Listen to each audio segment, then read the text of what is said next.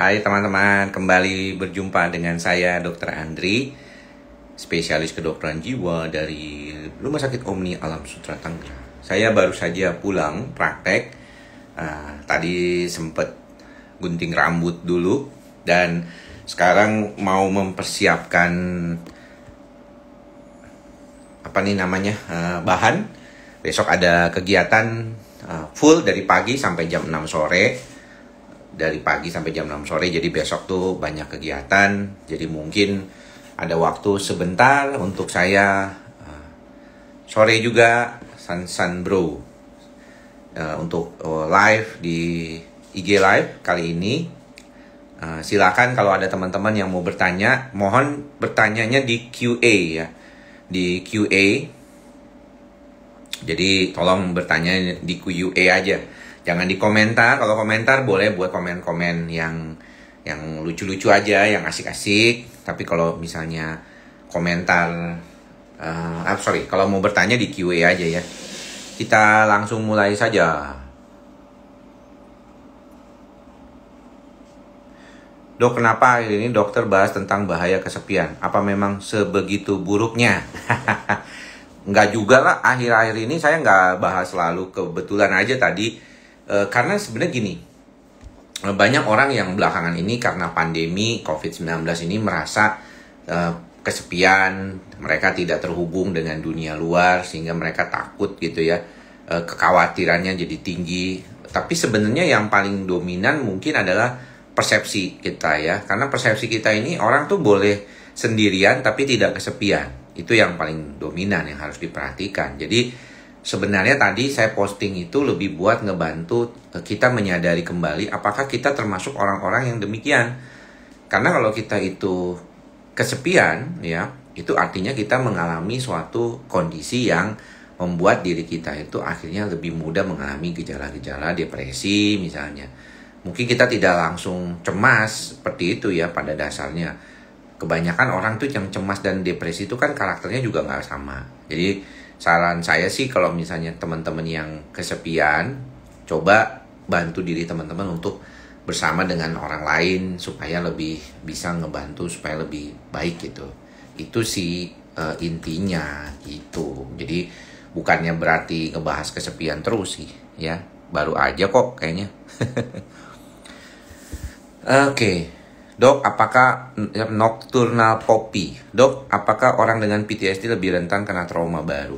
Sebenarnya gini, post traumatic stress disorder itu dulunya memang lebih fokus ke kondisi-kondisi yang sifatnya misalnya trauma yang berkaitan dengan mengancamnya nyawa gitu ya, misalnya kecelakaan, korban bencana gitu ya. Belakangan mungkin lebih dominan lagi yang mengancam integritas diri. Nah, integritas diri ini juga termasuk misalnya seperti apa? Contoh pemerkosaan, pelecehan seksual, bullying gitu ya. Itu juga salah satu yang bisa dianggap punya hubungan dengan PTSD. Nah, kalau misalnya demikian, kalau dikaitkan dengan rentan trauma baru, sebenarnya ya setiap orang yang pernah mengalami itu bisa aja dia mengalami itu kembali. Maka daripada itu kita perlu jelaskan kepada pasien, hati-hati persepsinya jangan lupa untuk diperbaiki. Tapi kalau misalnya lingkungannya memang sangat toksik atau lingkungannya mudah menimbulkan kerentanan itu, seringkali kita harus coba bantu diri kita sendiri juga untuk mengelolanya ya. Oke, apalagi nih?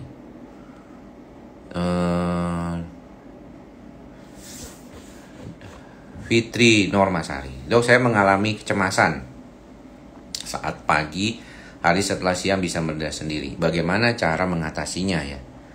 Mengatasinya bagaimana? Sebenarnya gini, kebanyakan kasus-kasus gangguan kecemasan itu dominan ada yang di siang ya, karena kelelahan otaknya dia jadi timbul gejala kecemasannya. Tapi ada juga memang yang dari pagi. Biasanya dari pagi itu bisa jadi juga penyebabnya gara-gara ada gejala depresi karena kortisolnya meningkat. Kalau bisa jangan minum kopi di pagi hari orang-orang yang seperti ini.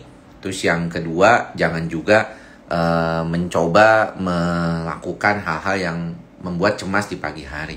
Termasuk bagaimana makanan ya, karena ada beberapa makanan tertentu yang bikin orang itu jadi cemas gitu. Jadi itu aja sih yang bisa dilakukan. Kalau nggak bisa juga ya mesti berobat ini mah ya. Ini saya bantu yang dibawa dulu deh nih, yang udah lama. Dok, bagaimana cara menangani kecemasan saat mau keluar rumah? Anissa, Saras. Kalau mau keluar rumah takut karena apa dulu?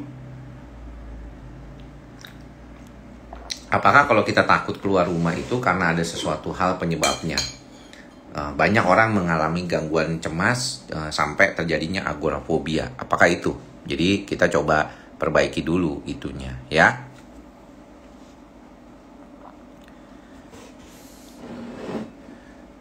Apa tuh? Tapi belum mau dibawa, gimana sih? Oh, psikosomatik tapi belum mau dibawa ke psikiater.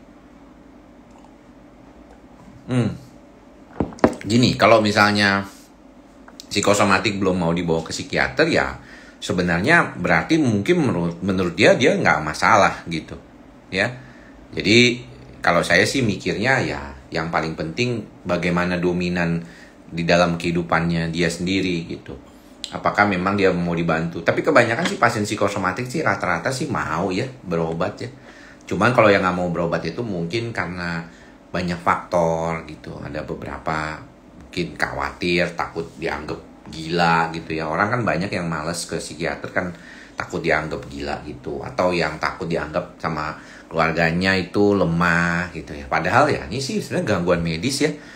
Gangguan kejiwaan itu kan gangguan medis, jadi nggak ada hubungannya gitu bahwa ini sesuatu yang katanya bakalan bisa bikin orang itu dianggap lemah, kurang iman, kurang bersyukur gitu ya. Walaupun kondisi itu tentu baik gitu ya, diperhatikan, bersyukur, beriman itu bukan sesuatu yang buruk, tapi bukan itu satu-satunya.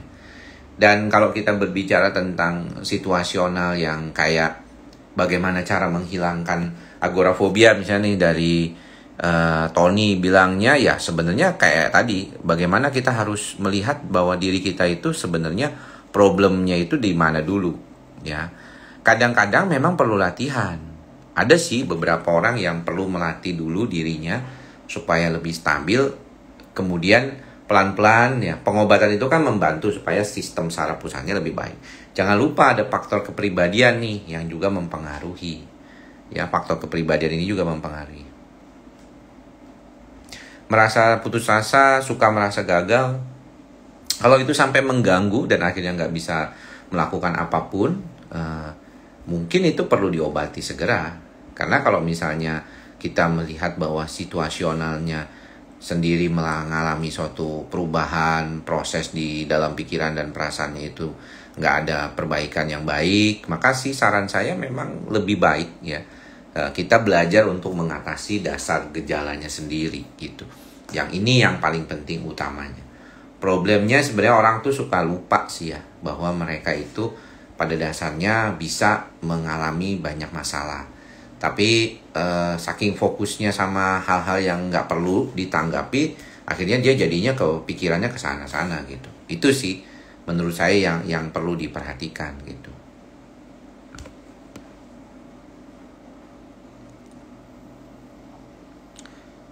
Oke. Dok, saya sakit-sakitan terus apa karena kurang tidur? Kualitasnya hidupnya down banget. Sakit-sakitan itu sakit-sakitan yang dimaksud apa? Apa ini sakit fisik? Apa sakit mental yang berkaitan dengan sakit fisik gitu ya? Artinya gejalanya yang paling penting. Kalau kita datang ke dokter itu sebenarnya akan yang kita dasarkan itu adalah pengobatan untuk gangguan fisiknya kan banyak kan. Jadi dokter itu akan fokus ke sana dulu, kemudian baru nanti dilihat dasarnya itu dari mana. Makanya teman-teman mesti tahu dulu. Jadi kadang-kadang kalau pertanyaan di YouTube, di Instagram, saya begini gitu ya. Tentunya nggak gampang ya, karena kan ini kan media online, hanya bisa satu satu sisi gitu. Dan sebenarnya teman-teman perlu diperiksa secara menyeluruh gitu ya, nggak segampang kayak ya udahlah nanti juga bisa gitu, nggak begitu ya. Dok, saya kan udah jalan pengobatan psikiater selama 3 bulan. Dok, akhirnya lambung saya kadang kambuh. Memang bisa kadang kambuh-kambuh itu bisa banget. Nggak semuanya langsung baik terus kan. Ya, salam dok, salam juga Natalia Butika juga nih. Tadi pertanyaannya di QA kalau mau bertanya ya. Dok, kalau suka berdebar dari cemas atau penyakit lain, banyak sebabnya. Gangguan cemas, gangguan nggak punya duit juga bisa berdebar-debar, ketemu pacar juga bisa berdebar-debar. Ya banyak sebabnya ya. Jadi nggak bisa dipungkiri satu lain hal yang ada juga.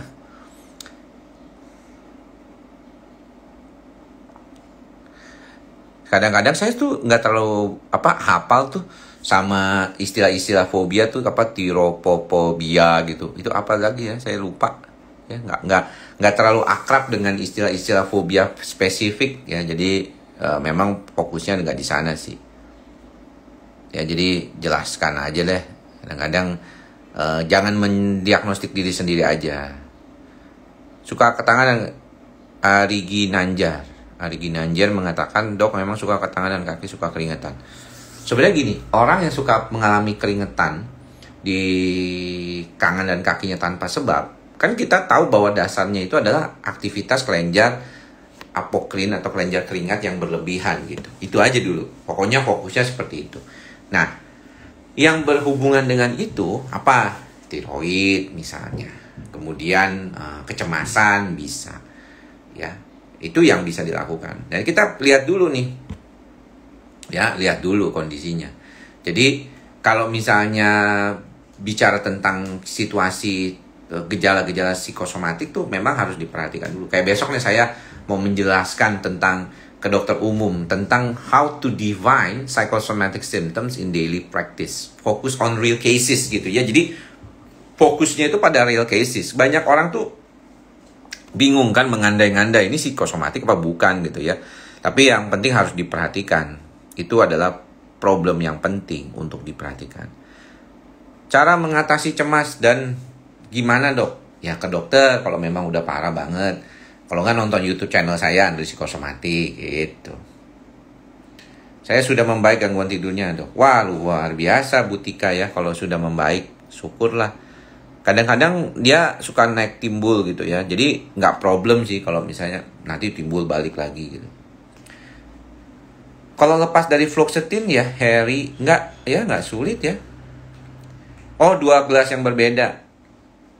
Yang satu kopi, yang satu air minum. Ini air minum biasa. Ini perhatian aja nih ini kopi gitu. Saya kadang-kadang masih minum kopi jam-jam segini pun ya habis pulang praktek kadang-kadang santai kalau Sabtu saya duduk-duduk aja gitu. Apakah benar kalau ambil PPDS psikiatri nanti sering halusinasi? Berarti kalau misalnya saya jadi dokter jiwa nanti sering psikosomatik dong. Kalau misalnya saya ahli psikosomatik ya enggak lah gitu ya. Enggak begitu kali. Ya, kalau andanya memang halusinasi aja gitu. Nah, operasi bypass kenapa sering mengalami gejala depresi dan juga cemas? Karena memang ada kadang-kadang kasus yang berkaitan dengan jantung itu seringkali timbul. Saya sering mendapati kasus di mana dia gangguan tidurnya itu terjadi setelah pasien itu mengalami gangguan jantung gitu ya. Jadi ada bypass atau menurunnya tingkat kondisinya dia gitu ya akibat dari dia sulit untuk mengatakan cemasnya gitu. Kayak tadi pagi saya posting terkait dengan pasca COVID itu orang banyak yang nggak bisa tidur, insomnia itu banyak juga tuh ya. Jadi memang seringkali ada kekhawatiran depresi pasca jantung dan sayangnya memang depresi dan cemas itu juga bisa faktor independen untuk terjadinya masalah-masalah terkait dengan jantung koroner gitu ya.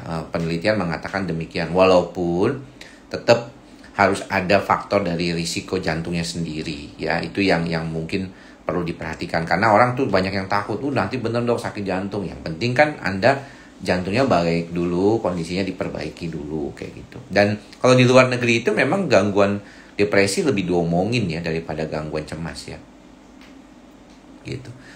Kalau misalnya belum baik gangguan tidurnya tuh seringkali juga terkait dengan kecemasan. Dan kalau saya suruh milih antara mana tidur dengan obat atau tidak tidur tapi pakai obat, tapi kalau nggak tidur nggak bisa pakai obat tapi nggak bisa tidur juga, mendingan tidur dengan obat kayak gitu ya.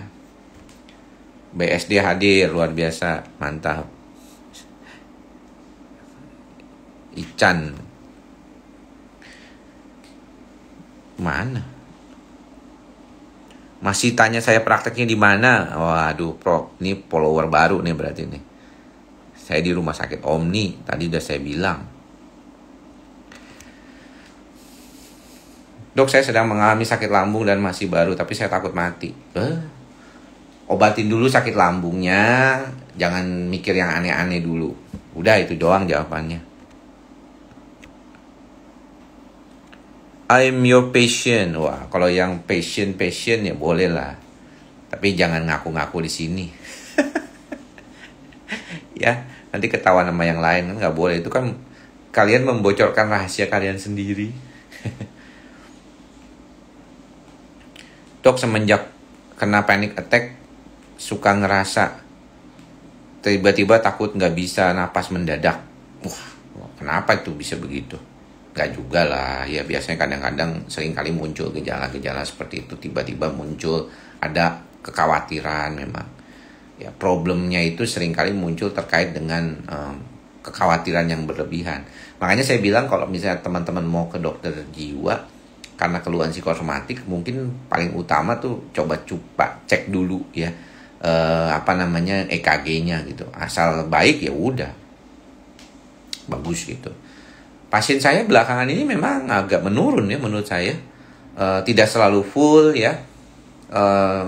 Kalau misalnya yang WA itu kan memang registrasinya hanya 5 orang kan. Jadi wajar orang bilang, wah full sampai berapa Juli loh. Ya iyalah, orang cuma 5 orang setiap kuotanya. Kenapa cuma 5? Karena dulu tuh kalau dikasih kebanyakan juga akhirnya banyak yang gak dateng. Jadi kasihan kan, saya tuh di kuota cuma 15 sehari. Kalau misalnya hari Selasa Kamis bisa sampai 18, tapi dibagi 2 pagi sore. Nah kalau cuma 15 terus diambil 5-nya tuh udah dikasih nih ke dia, terus ditanya pagi-pagi, ditelepon, ternyata bilangnya mau datang tapi nggak datang tuh. Ya kemarin tuh ada yang begitu. Jadi ya sayang kan. Jadi mendingan saya memperhatikan lebih yang banyak yang datang langsung gitu. Jadi Anda bisa datang langsung ke Omni gitu ya. Ya memang sih pagi-pagi ya, karena kalau misalnya datangnya jam 9 sih kemungkinan besar tidak bisa dapet. Tapi kalau kayak tadi cuman sampai 13. Kadang-kadang udah ada yang ngambil nggak mau nunggu, ditinggal. Ya, jadi sebenarnya ya banyak yang protes mengenai antrian, tapi juga yang disebut antrian yang nggak banyak-banyak banget ya, biasa-biasa aja. Gitu. Ya, santai.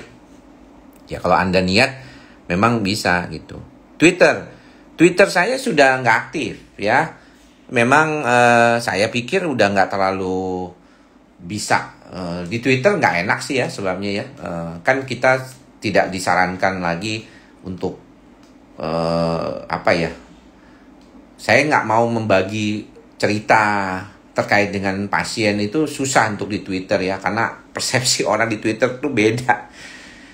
Kita mau ceritain tentang case gitu ya, kayak case yang kita temui gitu ya, dibilang katanya nyeritain pasien ya, padahal itu kan ketahuan juga enggak. Pasien-pasien saya memang kebanyakan juga begitu ya, jadi nggak ada yang spesifik gitu. Nggak bakalan gitu orang bisa merasa, itu gue tuh kayaknya yang diceritain dokter. Itu mah rasa aja Anda. Orang begitu banyak orang yang, makanya ada beberapa pasien yang suka datang ke saya itu, mereka suka bilang, ternyata pasien itu banyak ya dok keluhannya ya. Ternyata saya kira cuma saya doang yang merasa begini. Jangan Anda merasa bahwa Anda adalah satu-satunya orang yang mengalami gangguan psikosomatik cemas. Banyak, ya gejalanya mirip-mirip. Layanan psikiatri mengcover, tapi saya tidak menggunakan jasa BPJS ya. Ya, jadi saya swasta ya, fully swasta saya kerjanya. Tapi beberapa rumah sakit umum daerah, bahkan di Siloam aja itu ada layanan BPJS ya kalau saya tahu, kalau nggak salah. Itu banyak kok ya. Thank you Pak Bimo, teman-teman yang mendoakan saya untuk tetap sehat, terima kasih ya. Tidak mudah loh ternyata untuk menjadi sehat. Anda harus benar-benar jaga makanan, olahraga teratur, tidur yang benar, nggak boleh kecapean. Jadi istilahnya kalau kita bilang menjaga keinian juga sulit kadang-kadang. Banyak penyebabnya juga sebabnya. Dok, saya depresi sampai self harm setelah 2 tahun akhirnya berhenti. Bisa kambuh? Bisa. Yang paling penting sekarang jaga diri supaya jangan terlalu banyak pikiran-pikiran yang dominan gitu. Terima kasih sudah menjadi inspirasi. Terima kasih juga. Pertanyaannya mana sih? Banyak sih, bingung saya. Bagaimana bisa sembuh dari serangan panik? Aduh, ini mah ada pertanyaannya udah dijawab kali di berbagai video YouTube. Tolonglah kalian teman-teman semua, bolehlah sekiranya kalau memang berminat langganan di YouTube channel saya ya, subscribe channel saya supaya makin banyak yang subscribe. Cara yakinin orang tua ke psikiater memang agak susah sih. Bagi kalau orang tuanya nggak pernah mengerti masalah kesehatan jiwa ya, walaupun sekarang makin banyak. Tapi bolehlah nonton YouTube channel saya, Andri Psikosomatik. Vertigo tuh sebenarnya ada bakat juga. Orang nggak semuanya psikosomatik tuh vertigo sih. Kalau di psikosomatik tuh kebanyakan dizzy doang. Dizziness dia kebanyakan. Ya. Jadi kalau misalnya kecemasan panik juga demikian kan. Boleh tidaknya minum Esilgan. Obat tidur mah tergantung dari dokternya. Kalau dokternya kasih ya berarti boleh. Gitu ya. Subscribe. Terima kasih yang subscribe ya. Saya sebabnya kalau di video saya tuh nggak pernah meminta orang untuk subscribe ya. Jadi kalau Anda merasa penting ya Anda silakan subscribe sendiri kan pastinya ya. Jadi saya nggak bakalan bilang subscribe, bunyikan loncengnya supaya itu saya nggak pernah lakukan ya. Ya betul, memang di Twitter udah nggak ada ya sejak kemarin ya. Sejak kemarin, saya pikir saya udah lama kayak pengen mundur dari Twitter, udah beberapa kali. Tapi saya makin yakin itu setelah belakangan ini ya. Kemudian juga ada fatwa dari MKEK. Kalau teman-teman lihat, siapa Nourizal ya, Pak Nourizal melihat tentang Twitter. Twitter itu kan saya biasanya di sana tuh dulu sharingnya case, sharingnya apa yang saya temui di praktek gitu ya.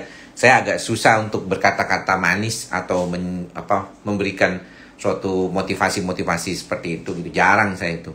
Makanya mantra saya juga ikhlas, sabar, sadar itu sebenarnya mantra yang sudah biasa kita pernah ketemukan di dalam kehidupan sehari-hari. Cuman kita suka lupa, kita tekankan lagi gitu. Nah kemudian Twitter banyak yang banyak yang jadi kayaknya bingung juga gitu mau bikin konten di Twitter gitu. Mendingan di YouTube aja lah ya. Atau di IG gitu. Tapi sekarang kan IG live jadi lebih rajin saya. Kalau dulu kan saya jarang IG live. Ya sekarang saya jawab pertanyaan kayaknya cocok nih. Lebih bisa bikin orang nonton ya. Umur 19 tahun sudah merasakan psikosomatik. Wajar banget. Dulu waktu saya di Amerika tahun 2010 salah satu staf pengajarnya bilang, Anda kalau di Indonesia ketemu kasus psikosomatik, waktu itu kan saya baru mulai praktek 2008. 2010 saya keluar negeri itu ke Amerika Serikat untuk belajar psikosomatik. Itu saya ketemu kasusnya kebanyakan umur 35 tahun ke atas. Nah terus dia bilang, kalau di Indonesia segitu, di Amerika itu sebenarnya kan mulainya usia 16 tahun. Ya 16 tahunan gitu mulai itu ada. Minum susu baiknya apa? Minum susu mau banyak, apa juga bisa. Dan nggak perlu minum juga nggak apa-apa. Kan cuman salah satu doang. Kalau nggak punya lactose intolerance silakan minum susu, apa juga boleh. Kalau ada lactose intolerance ya jangan. Sayur putih yang tidak disarankan pada penderita asam lambung biasanya yang menimbulkan gas sih, seperti kol gitu ya. Terus kemudian sawi putih gitu, itu juga jarang. Tapi kalau udah baik sih nggak apa-apa, nanti dilihat-lihat aja kira-kira gimana gitu. Dok, dulu saya orang yang senang bergaul, tapi setelah resign saya justru tidak suka bertemu dengan orang lain ya. Pertanyaannya kepotong. Ya memang seringkali ada kekhawatiran begitu. Justru tidak suka berteman, kenapa? Dok, kenapa saya bisa nggak bahagia ketika istri saya melahirkan? Mungkin karena salah satunya Anda terlalu cemas. Kan bisa jadi takut jadinya gitu ya. Bisa jadi itu. Sertralin nggak bikin tergantung. Obat antidepresan sih nggak bikin tergantung. Kalau dia bermanfaat buat Anda, minum aja, nggak apa-apa. Ya, kalau dokter Anda bilang, bagus loh dok, saya minum obat ini, saya jadi lebih tenang, lebih bisa menjalankan aktivitas sendiri, ya nggak apa-apa. Ya bagus gitu. Takut dengan penyakit berat, apakah itu hipokondriasis, ya, yang disebut illness anxiety disorder. Sering banget nonton di YouTube-nya dokter, tapi sampai sekarang masih panik. Ya iyalah, YouTube saya kan bukan obat antidepresan. Ya kan, itu kan cuman untuk membantu aja gitu. Hana, dokter top, paling top, baik lagi. Ya baik, sehat ya, mudah-mudahan ya semuanya juga sehat. Pertanyaannya apa ya? Banyak sih, saya bingung nih. Kalau bertahun-tahun cemas apakah bisa sembuh? Sembuh itu maksudnya apa gitu? Apakah kayak tadi pertanyaannya makan obat untuk bipolar terus-terusan? Mungkin kalau perlu ya silakan. Karena memang sering kali kan begitu ya. Ya banyak tuh yang begitu. Bilangnya ke dokter umum, sebenarnya sih kalau misalnya Anda memang mau ke dokter jiwa lewat rujukan dari BPJS, ya ke RSUD atau ke puskesmas gitu ya. Bilangnya memang ke puskesmasnya, PKM-nya bilang mau ke dokter jiwa gitu. Cuman ada beberapa dokter umum yang kadang-kadang nggak paham ya, mohon maaf tuh ya. Kadang-kadang sejawat juga ada yang nggak paham. Jadi mereka males katanya. Jadi akhirnya dia bilang, wah kamu ngapain ke psikiater? Ya emang kamu sakit jiwa? Wah ini kasihan banget nih dokter yang mengatakan begitu ya. Berarti mungkin dulunya dia kurang mendalami gangguan jiwa gitu. Itu juga tuh sering.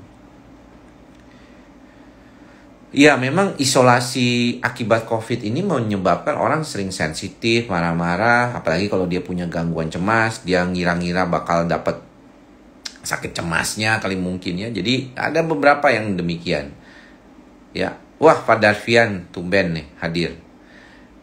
Jadi kadang-kadang kalau kita lihat orang yang mengalami isolasi akibat COVID itu perlu dibekali dengan hal-hal yang baik supaya beliau itu jadi lebih nyaman ya. Mungkin boleh juga disering-sering telepon. Kadang-kadang ketakutan yang luar biasa memang bikin orang tuh jadi susah ya. Emang susah juga. Problem-problem gangguan kejiwaan ini memang makin tambah berat ketika COVID datang nih ya. Bagaimana menghadapi orang yang sedang panic attack? Bilang aja ke dia, udah nggak apa-apa, panic attack itu kan cuman suatu respon ya, nanti juga akan baik sendiri. Apakah halusinasi dan waham kurang dari 1 bulan tidak bisa dikatakan siso? Ya sebenarnya kalau udah lebih, apakah kalau ada halusinasi dan waham 29 hari dinamakan skizofrenia atau tidak dok? Ya skizofrenia lah. Ya kalau misalnya masa cuma kurang sehari dikatakan bukan. Itu kata dokter saya dulu, saya ingat banget almarhum Dr. Lukas Manghindaan mengatakan, ya kalau misalnya 29 hari kurang 29 hari 59 menit, wah itu misalnya kayak gitu. Ya tetap lah kita harus lihat kondisi. Karena waham dan halusinasi itu kan nggak semudah itu keluar ya. Jadi dopamin yang terlalu berlebihan juga bisa gitu. Kalau anak cewek baru 12 tahun kemudian menstruasi mengalami kecemasannya apa dulu? Apakah itu terkait dengan fluktuasi hormonal? Apa karena dia menstruasinya takut gitu ya? Otot wajah dengan psikosomatik ya banyak banget hubungannya. Karena seringkali ini otot wajah ini seringkali ada problem di temporomandibular junction ya, di sini di daerah sini. Mana nih? Dok, ini jantung saya berdebar-debar kencang, mandi keringat gak kenal waktu. Ya bisa juga jadi.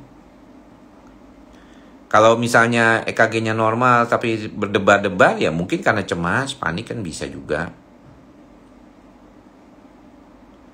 Kadang-kadang kalau memang kondisinya sudah mulai dominan, durasinya juga lebih lama, maka mungkin obatnya belum pas tuh.